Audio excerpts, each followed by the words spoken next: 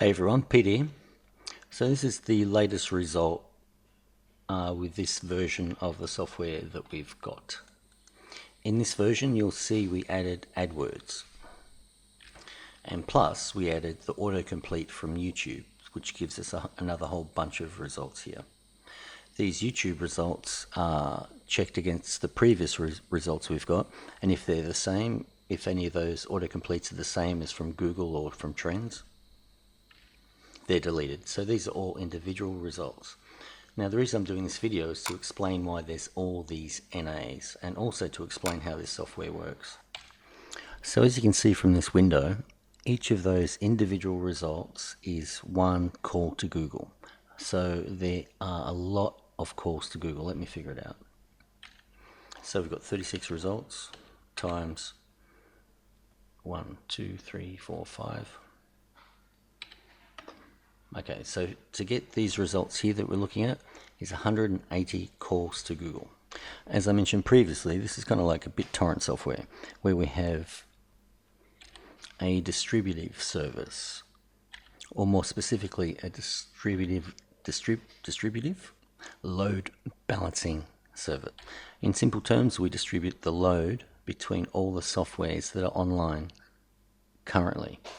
There's also an algorithm involved, which means people get faster the results the longer their software is online, to stop people starting the software, getting a result and closing it, because we're all sharing this resource, and that's the only way we can produce these massive amounts of data presented to us.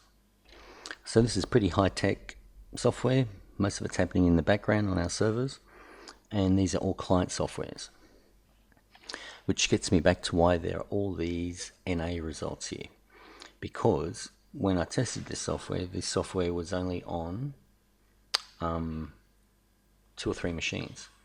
And when it got this result, it pinged a software that was online, that was updated to have the AdWords capability, and got a result. The next one, it pinged another software to get the result, but that wasn't upgraded to get the AdWords facility, so it got nothing. Same here. Now it pinged another one, which was my software or one of the others in the office, and got a result. So it's pinged all these softwares that don't have the AdWords update. Thus, it got an NA. So after we release the update of this software, everyone will have the AdWords capability. In fact, I'm going to have to show you how that works.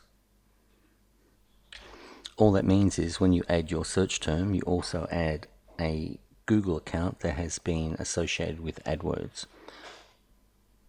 or linked to AdWords. As I'm making this video, I'm realizing I'm going to have to need to validate where people can click a button in the software and they validate that that AdWords account has been activated before they can progress. But we'll do that at a later date. So this update, you will get the AdWords feature, and once we're all in there together, the results will be what we've got here. Results from Trends. Now the auto suggest, that's the autocomplete from Google, and the suggested terms down the bottom. And between all of those, for this term, bandage dress, there were 16 unique terms. So as you can see from these results, from a Hangout Millionaire user perspective, these are all gold. I would export these to a CSV file or text file, whatever you like, and remove these ones here, for example, that one there, non-related, that one there, any of the massive results, that one, and then copy and paste those keyword phrases straight into Hangout Millionaire and produce a bunch of videos, and they're pretty much all going to rank very, very well. Which is why I created this software, to help people who are more newbies, particularly understand keyword research. So it does all the hard work. As you can see, to get this sort of data would take you a week sitting there by yourself. So once again, once we release this update, every time it pings someone to get the AdWords data, it will get that content when I produce these results. They just weren't available. Right now, I'll show you a new project test. Next. So there you go. You put your phrase in there, and you need to put a Gmail account in, that has been connected to an AdWords account. Pretty simple.